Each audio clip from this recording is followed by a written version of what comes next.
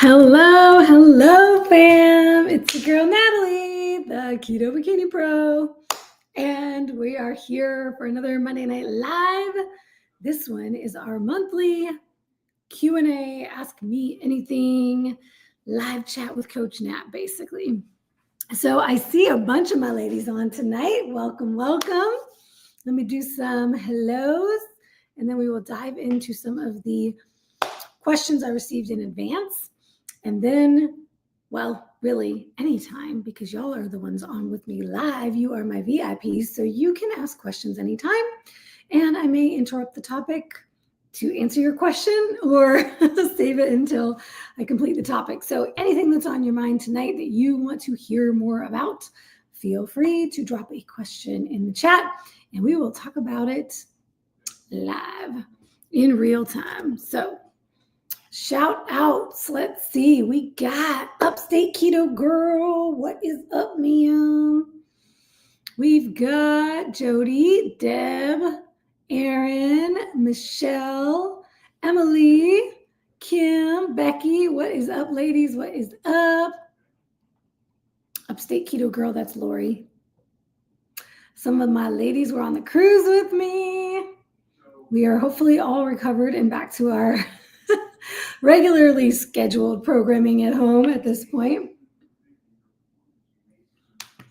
1 week after the cruise. I should say, because I never talk about the cruise enough in advance, and folks always feel left out on the year that we're going, the month before we go, when the cruise is all sold out and they can't get in anymore, or they didn't know early enough to plan in advance. The low carb cruise happens every year. Usually it's May or June. Next year, I believe it starts. Do one of you ladies already have the dates for next year's cruise? I think it's the 30th, 31st of May through the first week of June, something like that. Next year, we are sailing out of Galveston and we are doing the Western Caribbean. So check out lowcarbevents.com. It has pretty much every low carb meetup, conference, event, retreat, all of those things. I should get the KBB retreats on there. Oh my gosh, I'm writing that down right now. KBB retreats. I need to get that on the low carb events website. It never even crossed my mind to do that for our retreats. Oh my gosh. Okay, I'm totally going to do that. So lowcarbevents.com has all the upcoming low carb events. Lowcarbcruise.com has all the details about the low carb cruise. It'll have all the details from this year, who spoke, the itinerary, all that. And now they're getting the information up for next year. They already have the information up for next year. So if you want to dive in, you can reach out to Debbie and join us next year. Jonna, what is up, love? Pamela's on, Bubbles, Karen's on. I know some of you ladies are already planning on going to the cruise next year. Mary Grace is on. What up, what up? All right. Love this group we've got tonight. All right, I'm going to share with y'all the few questions that I received today. And I did not yet consult my other list of running questions I've been receiving. So I'm going to double check that too. But let me move these notes over here, move y'all over there. Mary Grace just finished up at the gym. Y'all, she is testing. She's helping me test the new program this week. We are writing the program for the Shape and Shred Challenge. I tested some of it last week and then made some changes to it. So we're both testing it out this week and making some final tweaks to get it ready for all of those who will be with us for the challenge. Let me just shout out Erin and Emily who are on, who joined the Academy. I believe both of you joined today or yesterday. So you'll be with us for the challenge. Welcome, welcome, super excited. Erin was with us before and it was amazing. And she had some incredible, incredible transformational results and experience. It's amazing to have you back. I cannot wait. I'm so excited. She's thinking about competing. Kim is on with me tonight, and we are working on getting her on stage for the Angel Competition Bikinis fashion show in Nashville this August. So she had some questions about that. So I'm going to talk a little bit about, in general, what is this Angel Competition Bikinis fashion show? What is it? How could you be a part of it? Is it something like, is it a competition? Spoiler alert, it's not a competition. You're not going to be judged. But, you know, what are these shows all about? How am I involved in these shows? How can you be involved in these shows? And what does a typical show day look like? So what to expect on the show day, and a little bit of pre-show prep. What happens with Angel and the communication that you get, and yada, yada. So I'll talk a little bit about that here. And then Kim, I'm going to send you specifics, some more details, since we are working together inside the app. Karen's asking, how much is the challenge again? So I did not include this in the Q&A tonight, but I should at least talk a little bit about the challenge.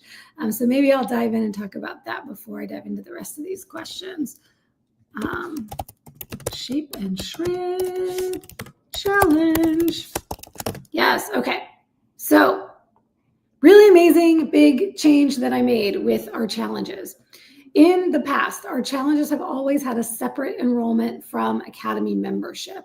Part of this is because we didn't want you to feel like you had to make a commitment to staying in the Academy or to being a member when you join the challenges. You can join just for the challenge and have no commitments beyond that. With Academy membership, however, we have always had Academy membership monthly rates, the best rates for all of our challenges and our programs. So if you join just for a challenge or a program, it would cost you more than it would to join the Academy.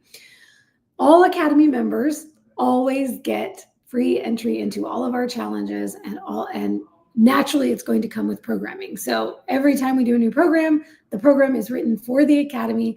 And then when we do challenges, all current Academy members and all private clients of myself and Coach Mary Grace, so not just group coaching members in the Academy, but private clients as well, are all included in the running and eligible to win the prizes in the challenge. So this year, for this challenge, I just decided we are no longer going to be doing separate enrollments.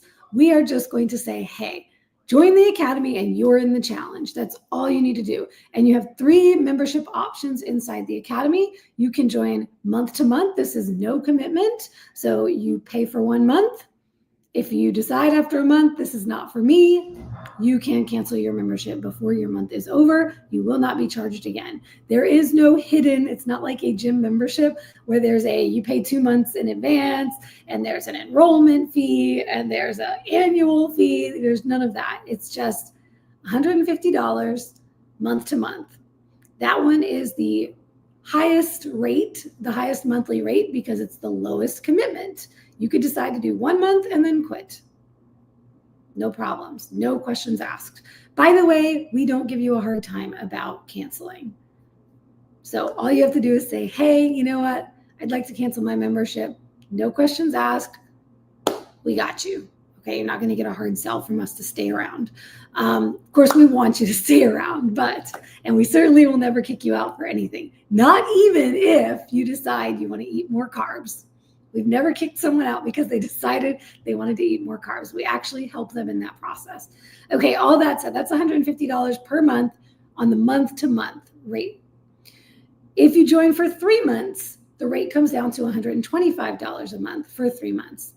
And we now have pay in full options or monthly payment options for our longer commitment memberships. So if you decide you want to join for 3 months and you just want to rip the Band-Aid off and pay for those 3 months in advance, you don't have to make another payment. At the end of the 3 months, if you want to stay, it will renew automatically for another 3 months.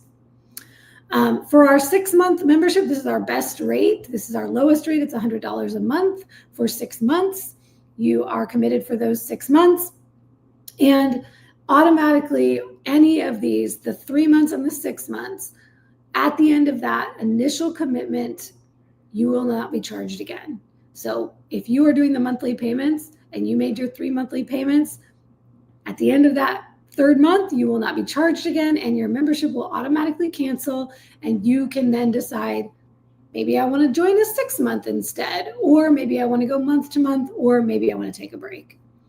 I will always send you a message inside of our app and confirm with you what you want to do at the end of that term as well. So I will send you a little reminder personally. You're going to hear from me saying, hey, your membership is up next week.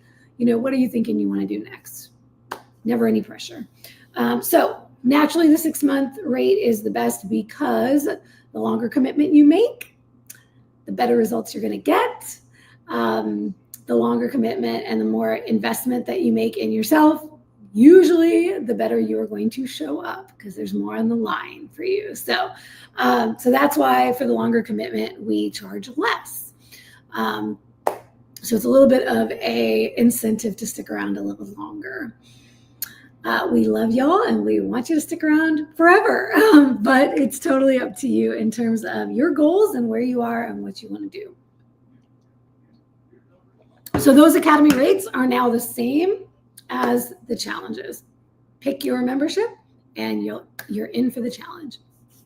Thanks for that question, Karen, because I would have forgotten to even mention the challenge tonight. So for anyone who hasn't heard about our challenges or hasn't heard about the Shape and Shred Challenge specifically, every summer we do our biggest challenge of the year, and this is it. It was called the Summer Shred, the first time I ever did it back in 2020. It was the 6-week Summer Shred back then. It was a really quick, intense shred, and it was a shred. It was only for fat loss. So I had a application process because not everyone is ready for fat loss. Not everyone is ready to go into a cut. So I had a very vigorous process for vetting those who are coming into it. And the cost was a lot higher because it was just me and I was doing essentially private coaching for that group.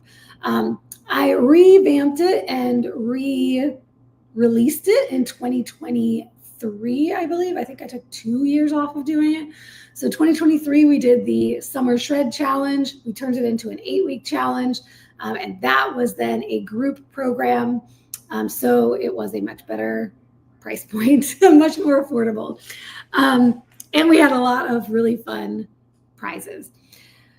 And then last year we turned it into the Shape Up, the Summer Shape Up, because so many of our members were not working on fat loss at that point in time. Things had evolved and we had a lot of ladies who had recognized, guess what? I have been chasing weight loss forever and I'm finally ready to focus on body recomposition, on building muscle, on getting out of a diet deficit and fueling my body properly. And so we have women in building phases, restoration phases, body recomp, maintenance, and they have very different goals.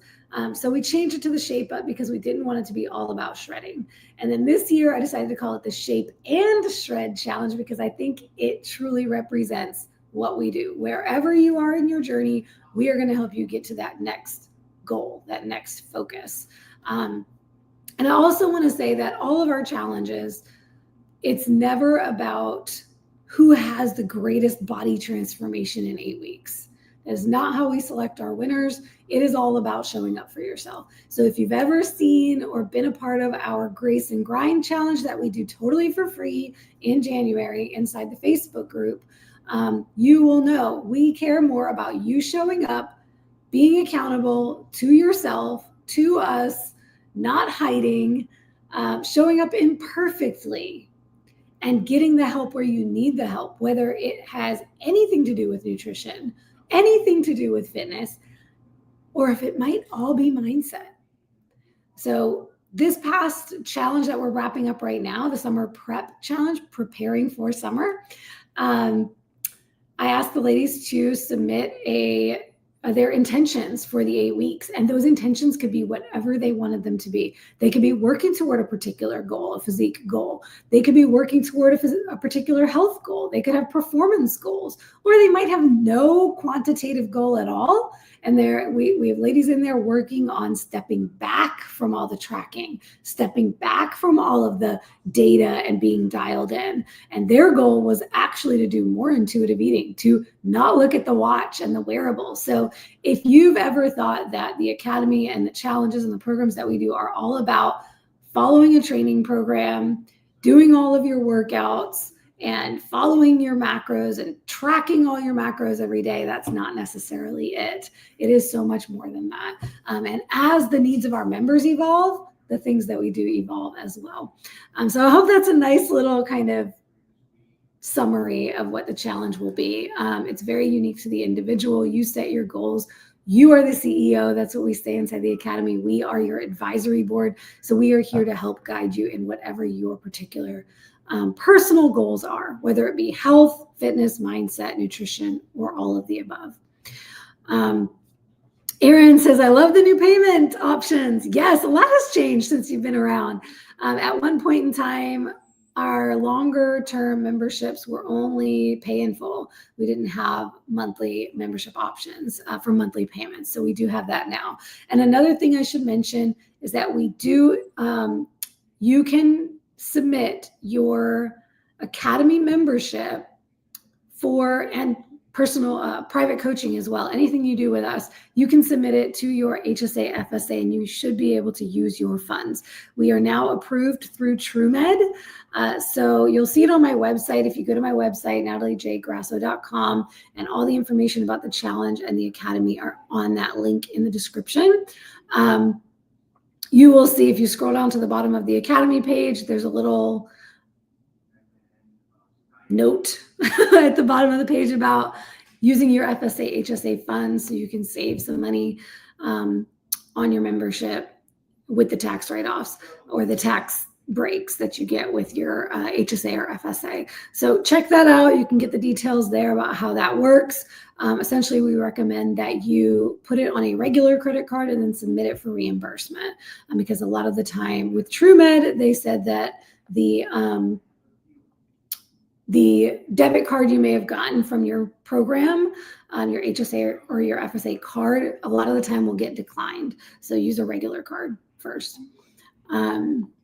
Erin asks, does the FSA reimbursement vary depending on which company your job uses? It may. That's something to ask your administrator. And TrueMed has some really great specifics about communicating with your administrator and all the steps that you need to take and the questions you need to ask them and all of that good stuff. So the process on our end, you're going to need to go through TrueMed and fill out a questionnaire. There's a small fee, I think $25 fee for that. And then once you get essentially it's a medical letter that you can then submit to your administrator, and along with your receipt for your payment, and you should be able to then use it for 12 months. So if you join 6 months in the Academy, all 6 months of your payments can now be submitted. So it's not just the first month, those kinds of things. And Erin, I'll send you where we have it posted inside the Academy in the vault. I have it in one of our vaults. Or I may have already sent you the link. There's a Google Doc that I have, or a PDF on Google Drive that has all of the specific details from TrueMed about how to make that happen. Karen, great question. Is the Academy still through Everfit? Yes, we still use the Everfit platform, the Everfit app platform for our delivery of training, check-ins, all of the things, tracking, all that happens there. We now have our icon on it. So once you put it on your phone, I don't know how close I can get this if you guys can see it, but once you get it on your phone, it will say KBA and it will have our logo, but it says Everfit underneath it. So that's kind of cool. Unfortunately, Everfit still does not have a desktop version. I have brought it up to them and they have essentially told me, no, they're not looking into that. So eventually I will likely look into a new platform, but that is such a huge undertaking. moving everybody over to a new platform. So I think we'll stick with them for a while. They have improved a lot of the functionality too. So for anyone else who's been with us in the past and it's been like a year, a lot of things have improved and changed. So they are listening to some of the trainer and coach requests here and there. Things are improving. Another thing I should mention for anyone who's more of a desktop person and not much of a mobile app person, I have started sending weekly emails about everything that's happened inside the app for the week and links to where you can find all the videos, the lessons, the resources shared outside of the app. So I think that has helped a lot of our ladies who are a little less tech savvy when it comes to using the mobile app. And it's easier for downloading things to your own files, saving things to your computer and things like that. So you can look forward to that in this challenge as well. I will be doing a weekly recap every single week with all of the things from the app. So you'll get that in 2 places. Hey, Lisa, so glad you could join us. All right, so that was a little bit about the Shape and Shred Challenge. Let me dive into these questions. Michelle Campbell in the Facebook group had a really great question. And the question is, how long should I do a set of macros before I determine if they need to be changed or adjusted? So how long do you stick to macros? This is another little plug for the Academy. This is a lesson I teach inside the Academy that we will be teaching again. There's a lot of repetition because whatever we teach a lot of the time may not be for you. You may not be in the right space to receive it at the first time that you hear it. So every time we do a challenge, some of the basics we revisit. This is a huge one. So I have a long lesson that I teach inside the Academy about how to assess your progress and how to make adjustments, when and how to make adjustments and what adjustments to make. And we go through everything, not just macros, but about training, about cardio, about everything. So I'm going to boil this down to a simplified version, specifically about macros and some of the notes that I teach inside the group. All right, so first things first. You need to make sure you are tracking your progress consistently. So how long to stick to macros until you are no longer making progress toward your goal, whatever your goal particularly is. And this usually is in the context of fat loss, although it could be that you're following a set of macros for muscle gains or for recomposition. And that, if that's the case, then the barometer in terms of, or the, barometer, or the metrics and the signals of progress will be a little bit different. But when you are seeking fat loss, for example, it's a little bit easier to tell when you're not making progress. And that means maybe you're not seeing the scale go down. You're not seeing your measurements go down. You are not feeling or noticing any changes in your clothing. If you're taking pictures of yourself, you're not seeing changes in your pictures. You look in the mirror and you're not seeing any differences. So if you're noticing, okay, I've been following these macros for a while and I am not making any progress. I am stuck. I am stalled. I am plateaued. How many of us have ever used that term, right? One of those terms. The first thing is to assess your data. So before you even make the decision yet, one of the things you need to do is look at your data and say, do I have hard data? How consistently have I been following these macros? Have I been tracking them? I can look at my nutrition report. I can look at my weekly averages. I can look at a monthly report and say, here's, if I've been doing this for 4 or 5 weeks, over the last month, what have my averages been? Am I actually nailing the macros? That's number one. Along with that is, how am I determining progress?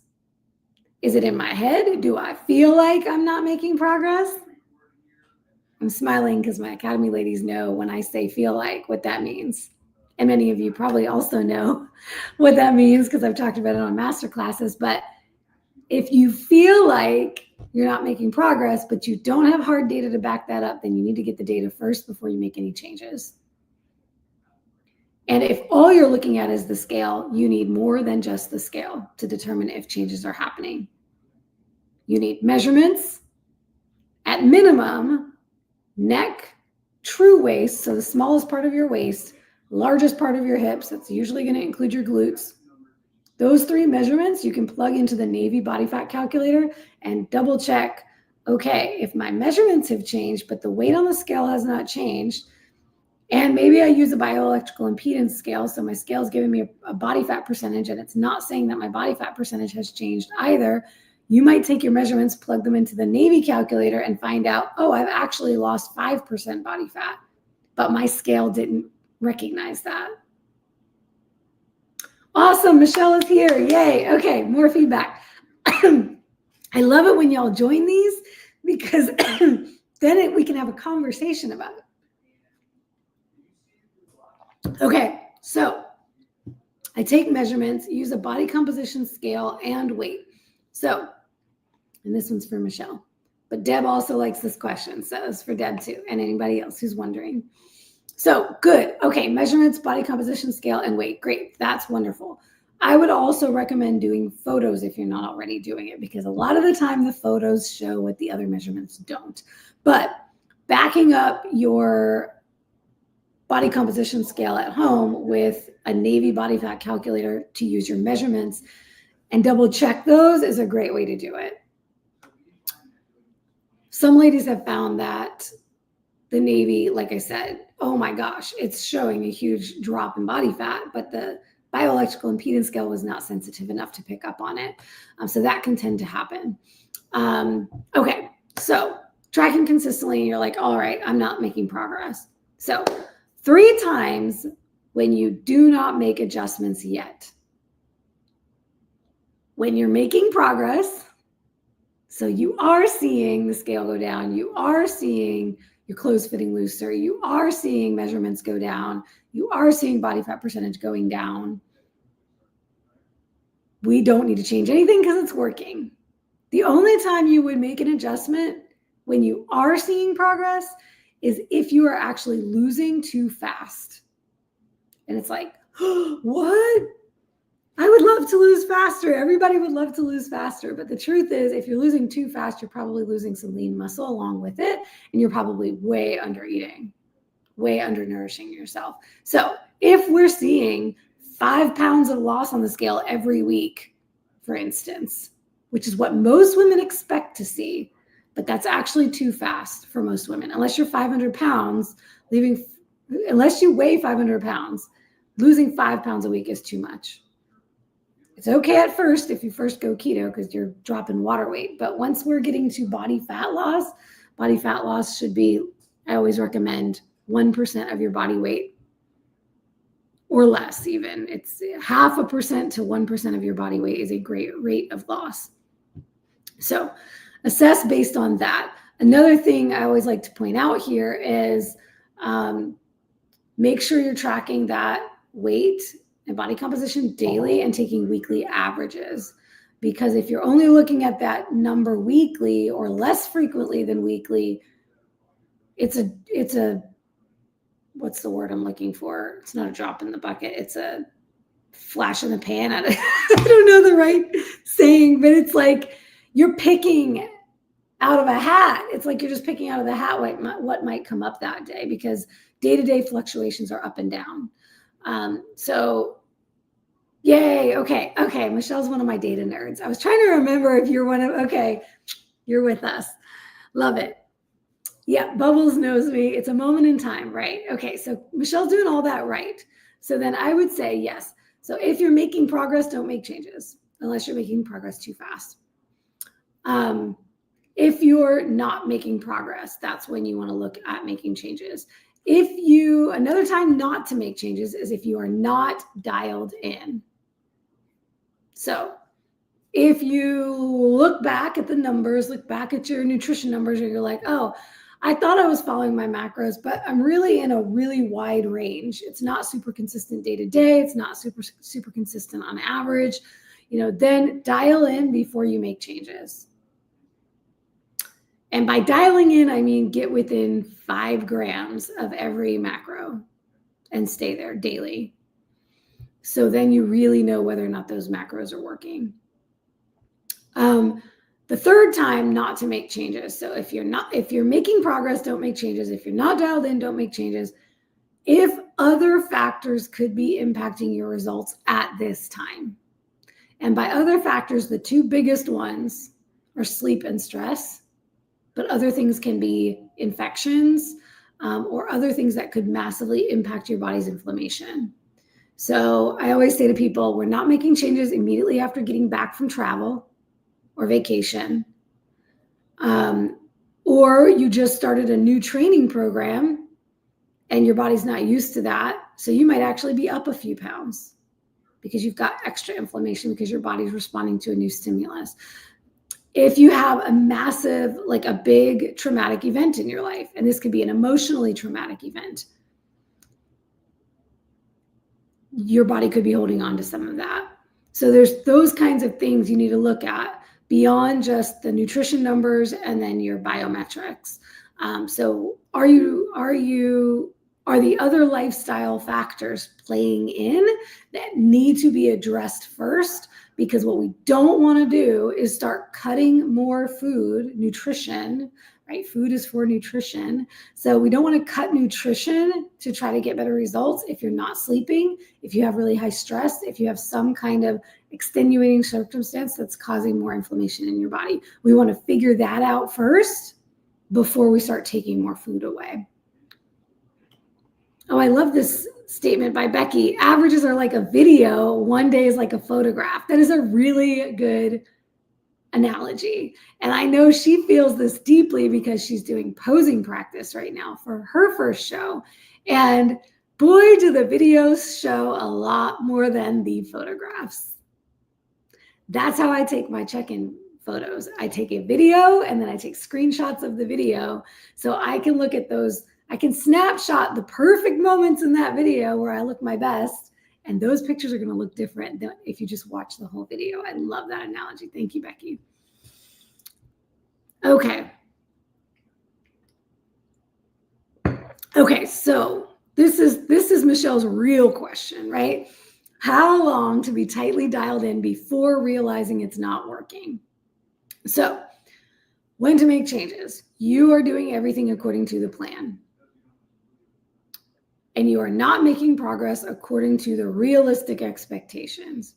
After you've reviewed the data and you assess the lifestyle factors and you're like, everything's solid. Sleep is good. I don't have any extra high stress right now. All is well. I'm not inflamed. I'm dialed in and I'm not seeing changes with all those metrics, right?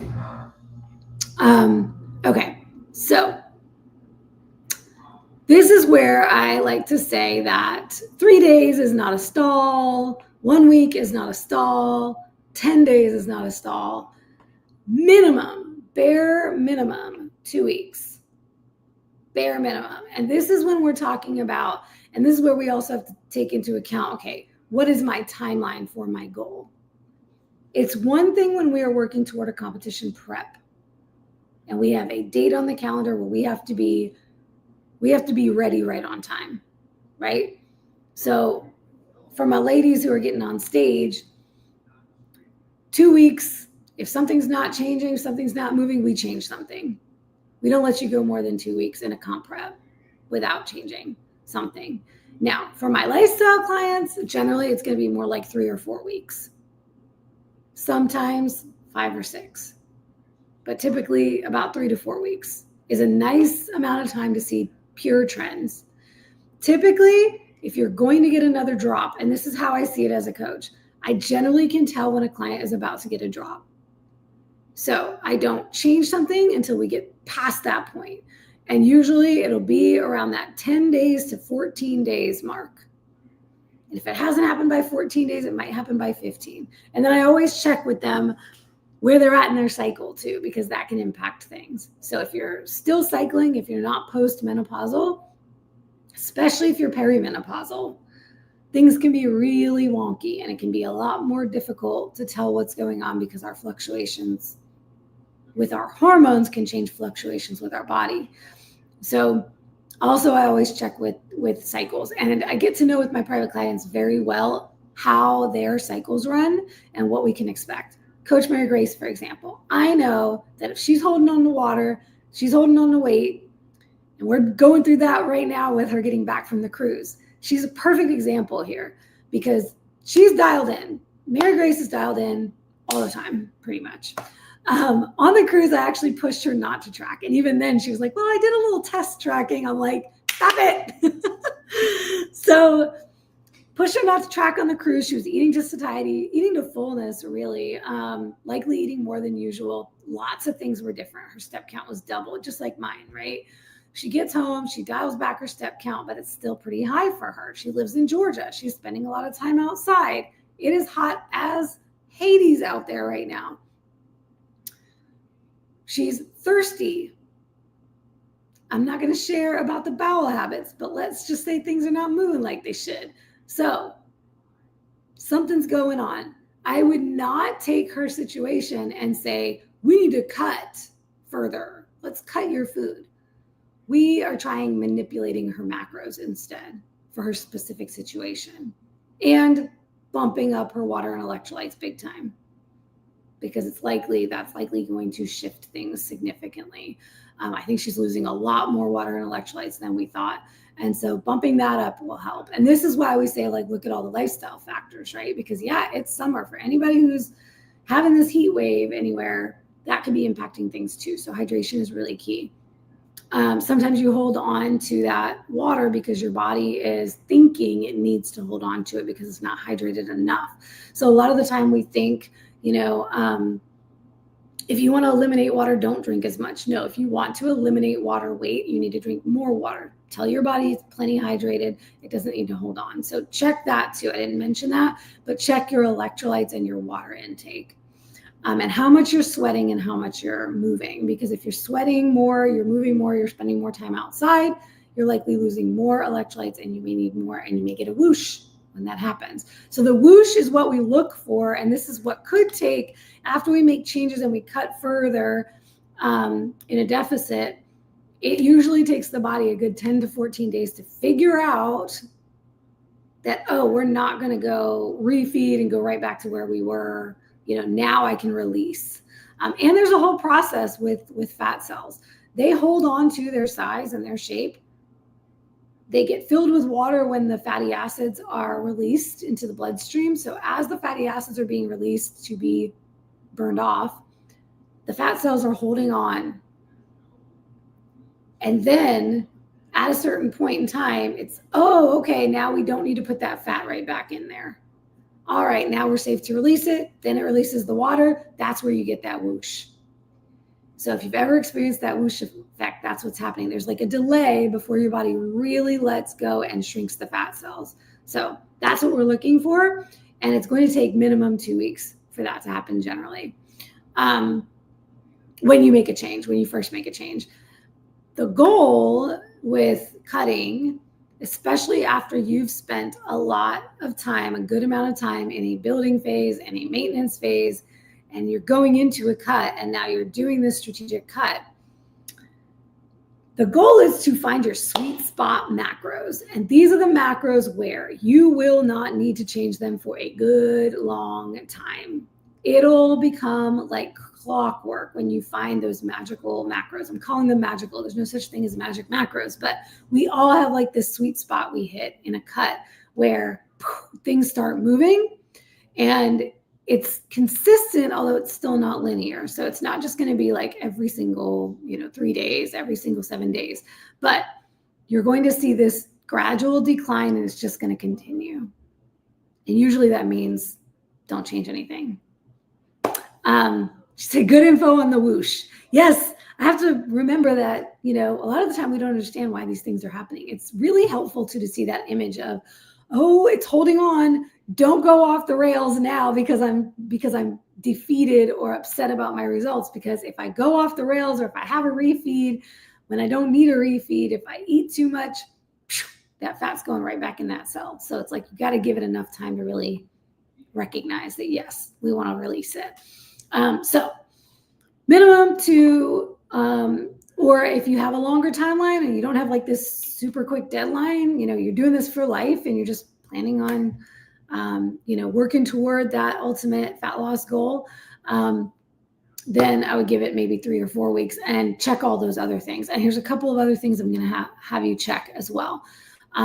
So if it's been 2 or 3 weeks or 4 weeks and you're not seeing any progress and everything else is where it needs to be, analyze your nutrition logs. Go back and double check the accuracy of the entries you're using. Now, if you're a person who's been eating the same things forever, it's probably not, this is not going to be the thing that's going to make a big difference. But for some of our ladies, they go back and they check and they're like, oh my gosh, I have been tracking this food wrong, or I had the fat wrong, or there's usually something that's incorrect that when they go back and they find it, it's like, oh my gosh, this is definitely messing up what I thought I was doing, especially when you've made a change.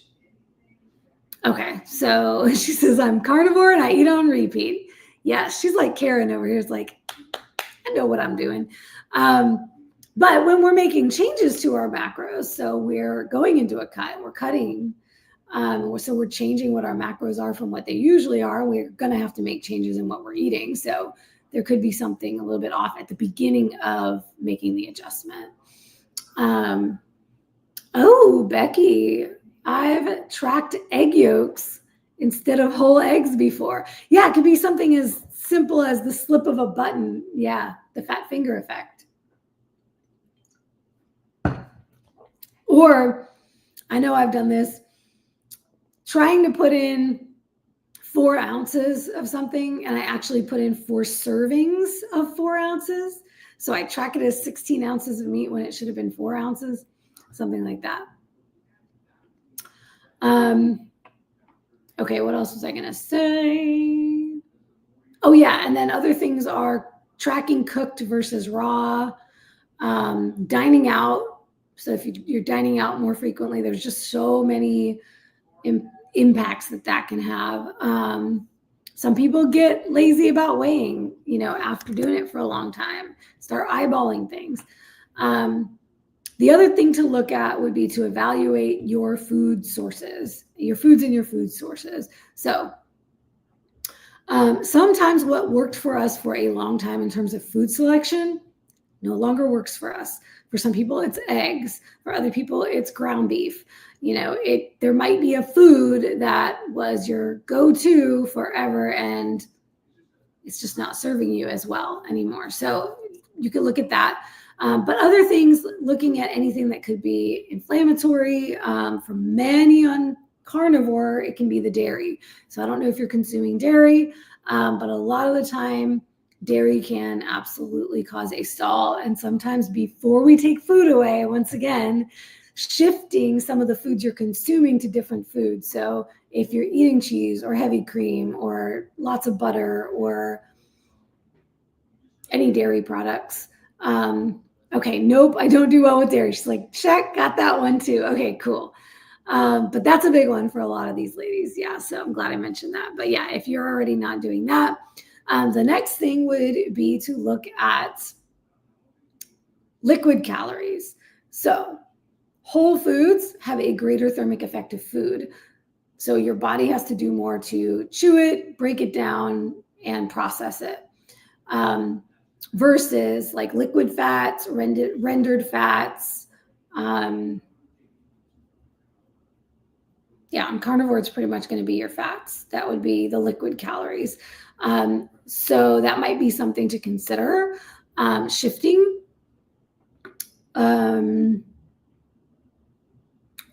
You're carnivore, so I'm guessing you're doing a lot of red meat already, but for a lot of my ladies who are like leaning into poultry a lot, I just had this chat with a private client, looked at her food log. She's like been super hungry at night lately, and I looked at her food logs and she was eating a lot of chicken throughout the day, and that was the only meat in there.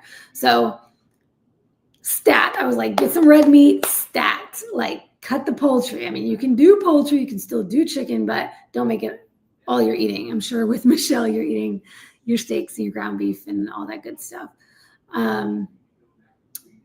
Yep, Karen says, I love my cheese too much. I'm sure that puts me in slower progress. Oh yeah, it's all a trade-off, baby. It's like, do I want the faster progress or do I want to keep my cheese? Okay, good.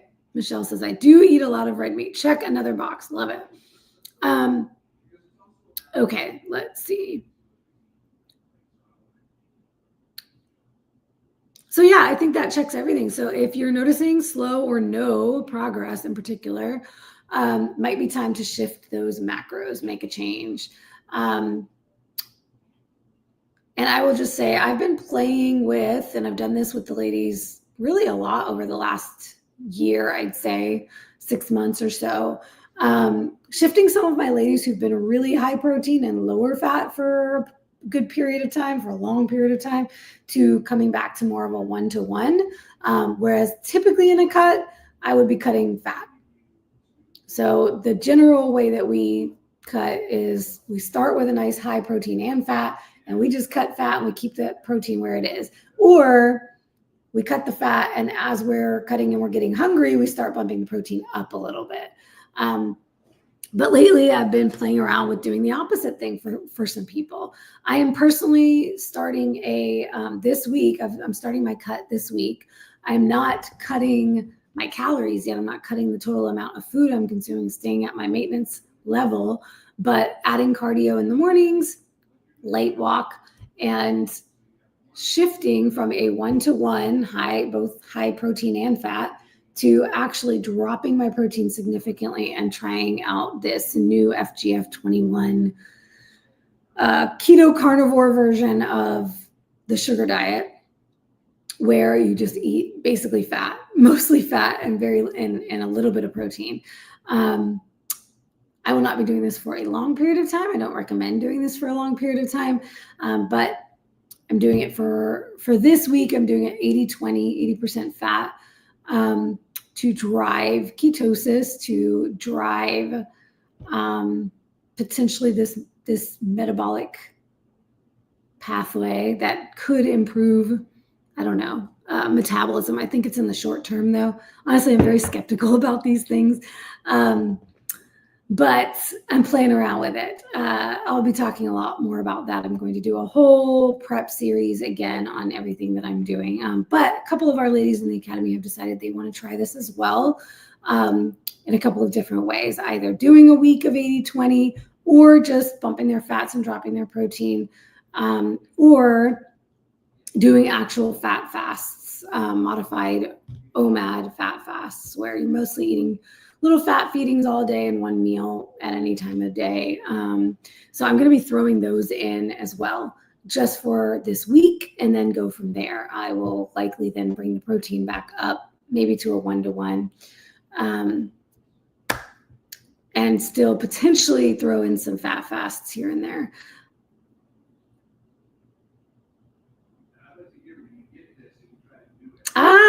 Okay then. I guess I'm talking right too, Michelle. Look at that. See, the universe makes no mistakes.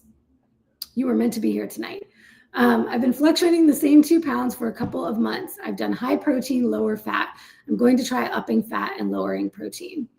Yes, and I will say, most of what I do and most of what I teach, and always push women not to do extremes, but to make small changes over time. But in this case, when you're trying something like this kind of a shift, I think it would be much more beneficial to actually really shift that, treating it as like this short-term, like driving that nutritional ketosis really hard, driving your ketones up, and then coming back to a more balanced approach. It's kind of a good reset you can do. You can call it like a little keto reset. And then you don't have to like slowly bring it back to 1-to-1. You could just go right back to 1-to-1. That's what I'm thinking about doing this time, because I've done some different things with different coaches. Last year, I tried Rob Sykes' protocol. His protocol starts super high fat and then very slowly inches up the protein and down the fat. And I will tell you, that phase of his program, I think it's the phase 2, it can be the longest and the slowest. I saw very little progress during that phase. So what I've done with past coaches is high protein, lower fat. And with my very first coach, I think I did a very much like a 1-to-1 throughout. It was a range. He gave me ranges rather than very specific macros.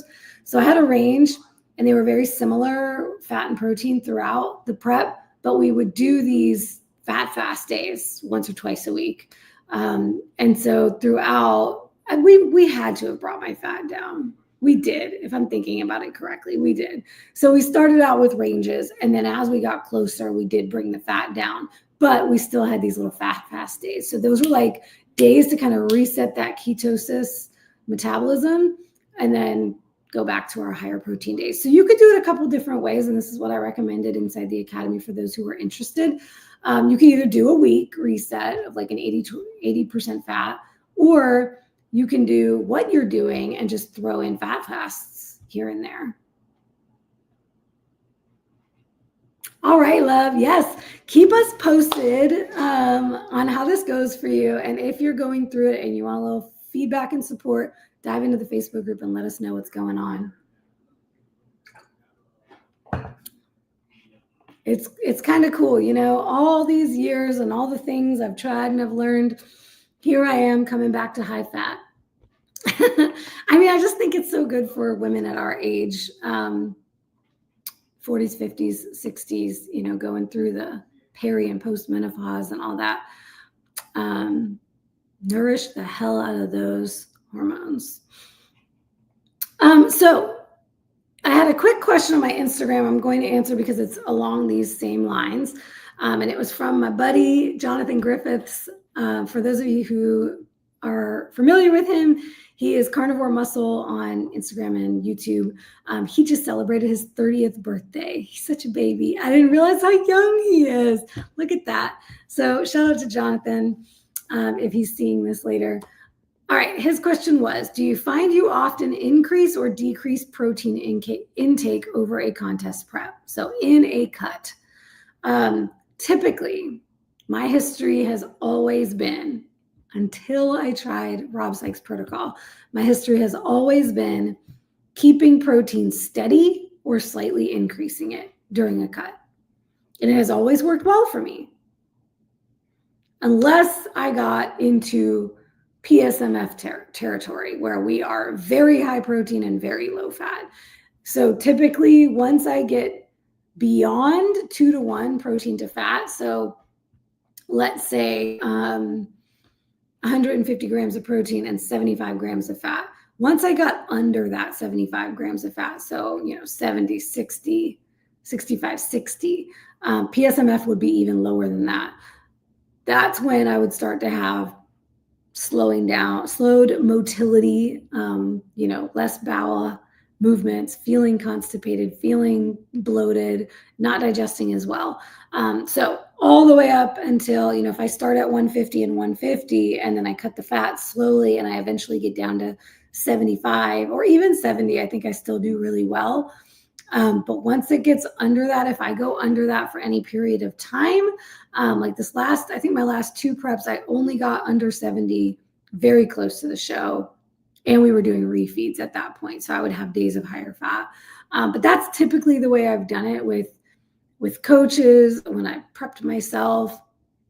Start high protein, high fat, and just drop the fat.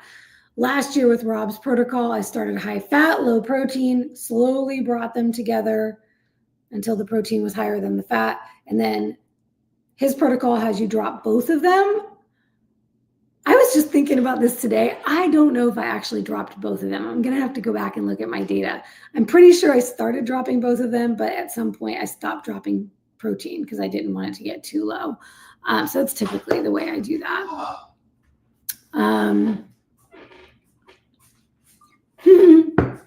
Bronson just got off a call and he's sweating. Go ahead and turn on the AC. I need it too. This hair is like a blanket. All right, so Pamela just said, I just started high fat, changed to Wagyu ground beef and pork belly and ribeyes. It's been positive for me. That sounds delicious. I like the way she's doing it. Yum. Okay, and then Amanda says, would there be harm in keeping protein in line with lean body mass and not much higher? Harm? No. You could essentially, I mean, you could just live there. I would say maybe, well, if you're trying to grow. It also depends on what that number is. If it's 90, no. Right. I was going to say, that's a really good point. I'm so glad you were here for me. Look at that. That's a really good point. I mean, my lean body mass is 95 pounds. So I don't want to stay at 95 grams of protein forever. That's not going to be beneficial. So I would say generally, if your lean body mass is above 100 pounds, because no adult human should be eating less than 100 grams of protein a day over the long haul, long term. That's just not going to be enough. It's not going to be adequate, especially as we age. So ladies, as we age, we need more protein because we have to fight against sarcopenia, muscle loss, and bone loss in our older age. And the two things we need the most for that are strength training and protein. So I would say, first off, as long as your lean mass is above 100, ideally well above 100, then yes, you can keep your protein in line with lean body mass. And just as you're going into a building phase, what you will see is that you're going to just need to keep increasing, especially if you're carnivore, keto carnivore, you're going to just have to keep adding fat. And maybe when you get up to your ideal maintenance and your optimal maintenance and building amounts, your fat might be double your protein at that point if you're keeping your protein in line with your lean body mass. And if that's fine for you, if you feel great doing that, you have energy, you're not putting on body fat, you're what else was I gonna say? Oh, you're not having like loose stools and dealing with problems digesting that much fat, by all means. As a matter of fact, a lot of female carnivores, they do that. They eat plenty of protein for what they need, adequate protein for what they need, and they eat a ton of fat, and they are thriving. So absolutely, you could do it that way.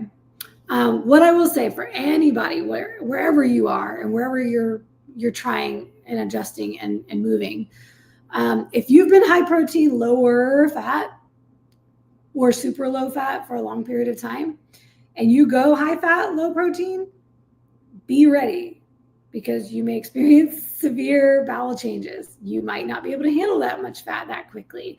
You might be very hungry. Last year when I tried this for the first time, I mean, I was just, for years, I'd kept my protein up. It was like 1.25, 1.3 times my total body weight. So 150 grams minimum for at least 2 years. And then I switched to Robert's 80% for a week. And I think maybe 1 week or 2 weeks, I started pulling the protein down and bringing the fat up so it wouldn't be as big of a shock to my body, but I was starving. Now, today is only day 1 of this protocol this year, and I am doing much better. I don't feel the hunger that I felt last year when I tried it. So wherever you're coming from, just consider, if I've been doing this for a long time, it's going to be a bigger shift to my body, might create some stress in my body, so you're going to need to allow the process to happen, and you may want to take it like a little bit stepwise. I also should mention, I'm not even doing the 80% today, because once I plugged in the food I had left over that I wanted to finish today, I'm still going to be about 20 grams over that 20% or 15% protein that I need to be at to keep the fats that high, to stay at my maintenance. So technically today I still had 90 grams of protein. Like I said, my lean mass is 95, so it's not that much lower.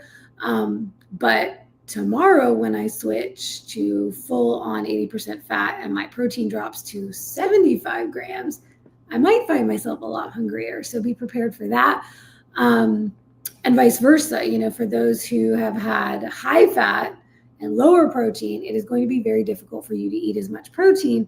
And that's what a lot of the ladies coming into our academy, they've been doing way too much fat and it has not been serving them and they are holding on to body fat or they've put on body fat. A lot of ladies come in to the academy having been carnivore and have not gotten the results they wanted for years. And this was Karen's story, for example. For years, she wasn't getting that. She was the same 5 pounds up and down for years. And then she came in and boom, those 5 pounds came off in the first 5 weeks. And it was just too much fat. It was more fat than what she needed. Now, some of our other ladies, I know Lisa's on here, had a really hard time bumping her protein up. I know Lori's had a problem with that too. So when you've been low protein for a long period of time, your body has not been making the enzymes that it needed to break down protein because you were teaching it didn't need the protein. So this might be a harm in keeping your protein low, but keeping it at least up with your lean mass or higher.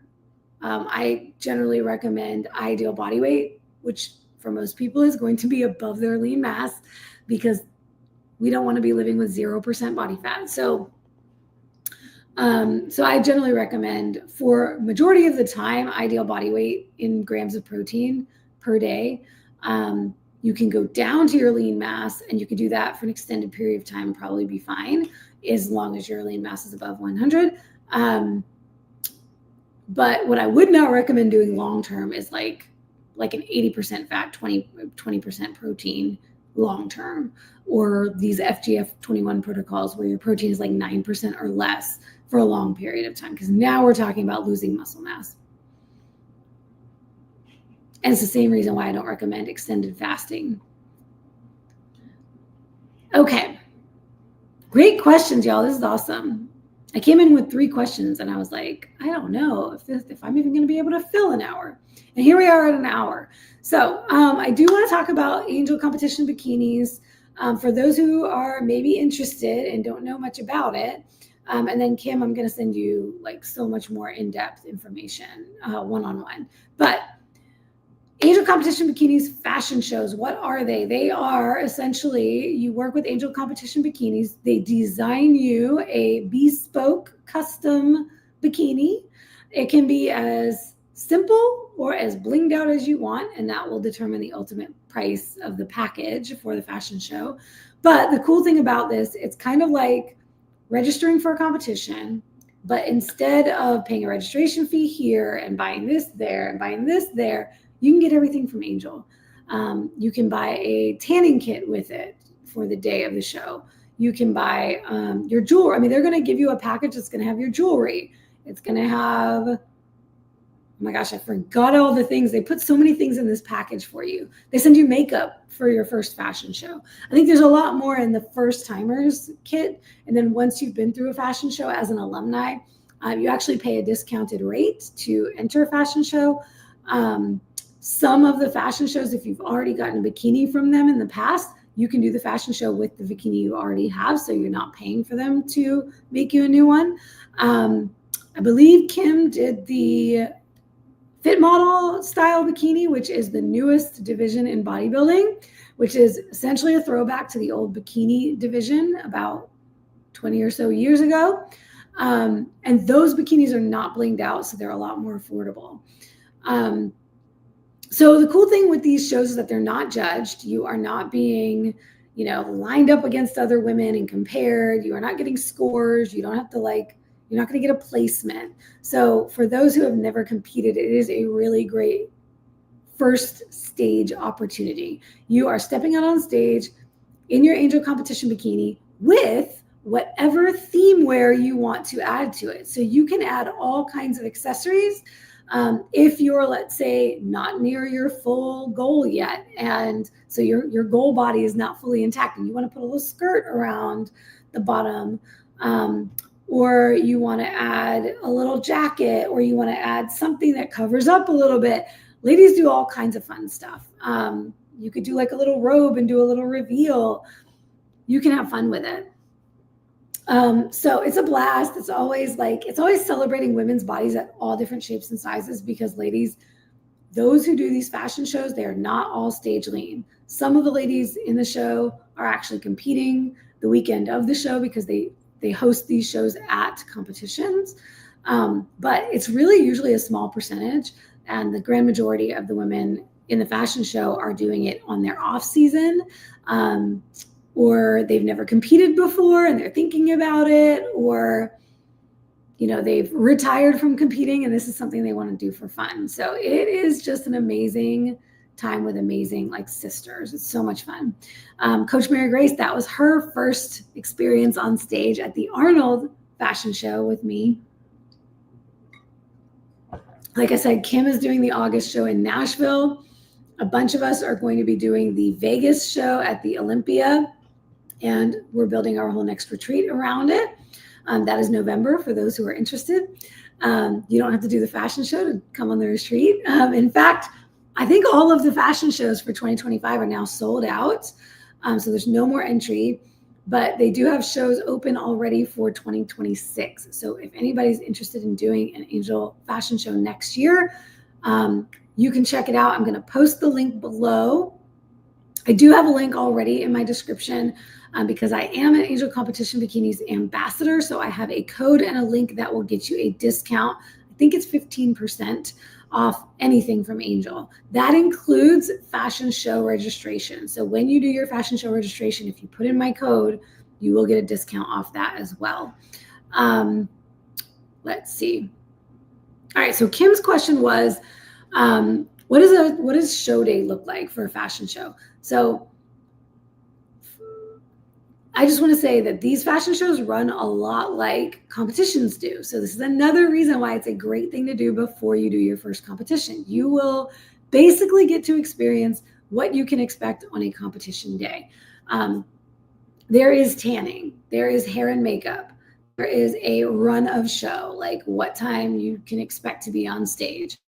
There's a backstage area where everybody's gathered. They have a whole process for the way things move. So specifically for the Angel fashion shows, there is a pre-show process where you will be assigned a squad captain. So Kim, this should be happening, let's see, we're entering July now. So this should be happening pretty soon.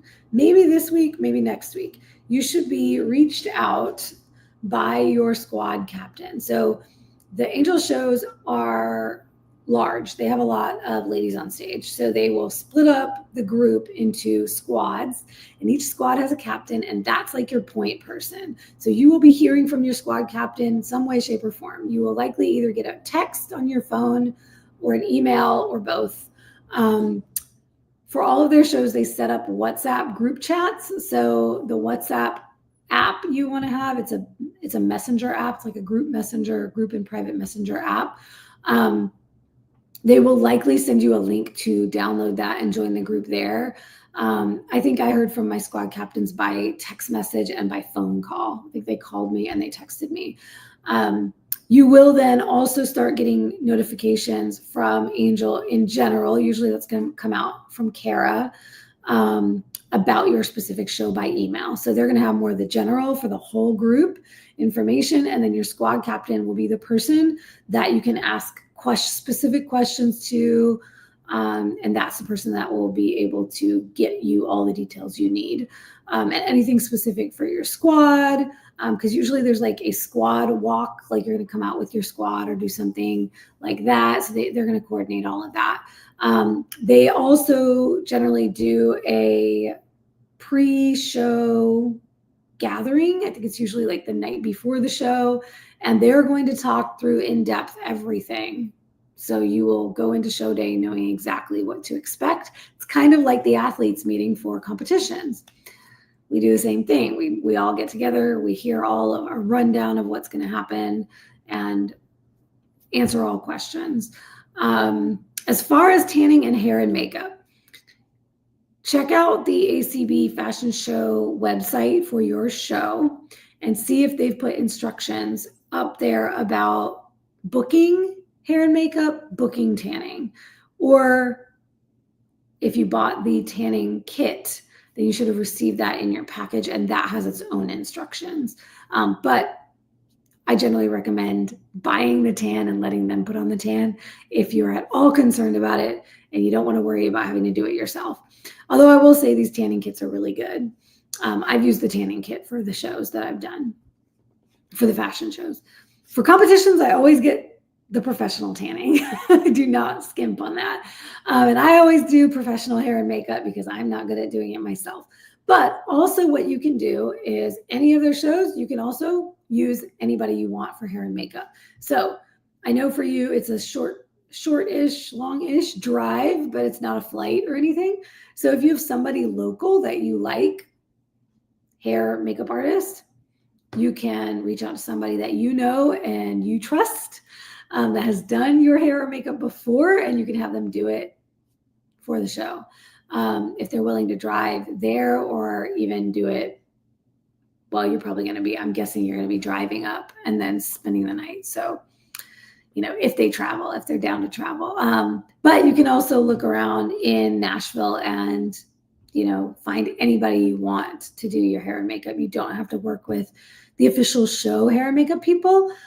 Typically, for all the angel shows, because they are at competitions, there's usually a recommended or a hired team to do hair and makeup for the competition, and they will also book angel fashion show participants. So you can look, if the fashion show website does not have the information yet, you can go to the show website, which the Angel Fashion Show website should link out to the show itself.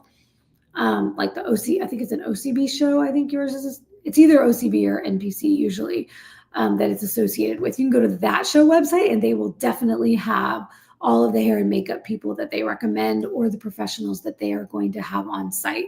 I personally like to do the on-site people because it's just super convenient. It's organized. You know, they know the schedule of the show. So I always feel a little more comfortable using their people. And they're usually really good. I mean, usually the hair and makeup people that they have for these shows are really good. Yes. Okay. So yeah, and keep me posted about whether if I think it's 4 weeks out. We were just told for the Olympia that we will be hearing from our squad captain 4 weeks out. So you're pretty close to that now. So it should be happening pretty soon. And if not, you can email Angel. We'll be in contact and I'll reach out if I need to, and you can reach out and we'll make sure you get in touch. Fun times. Let's see. I'm trying to think if there's anything else for show day. Something I like to do. Well, something that we do for competitions, that would also be a great idea. Get a sheepy if you don't have one. A sheepy is a female urination funnel. It's a little funnel you put in that area to get the pee to go where you want it to go. So it doesn't splatter on your legs and ruin your tan. So that is a thing we used to use plastic cups or paper cups and cut the bottoms out. And these days they have these funnels. Amazon, baby. Let me remind you too, Kim, and anybody else on who is a member of the Academy, we now have a competition prep forum and a competition prep vault. And I have some really helpful resources for you there that will also help with angel fashion shows as well. Check out the checklist inside the vault that has like everything you need to be thinking about on show day, and it has a show day packing list. And you can, pretty much use the same kind of packing list that you would use for a competition for a show. And the sheepy is one of the things I have on there. So check that out. It's fun talking about show prep when I'm starting my show cut. Because I'm getting into prep mode and it's getting me all geeked about it. I'm super excited. All right, ladies, I think that is it. I've been talking for over an hour now. So I'm going to let y'all have the rest of your evening or whatever time you're watching this. Thanks for being on with me live, ladies. It's always so much more fun with combo. All right, next week. Let me see if I have made a decision about the topic next week yet. I think I was going to talk about, yes, how to do a self check-in. So for all of you who are self-coaching, you're going to hear all about how we do check-ins with clients and in the academy and how you can do it for yourself. So I hope to see you next week. Love y'all. Good night.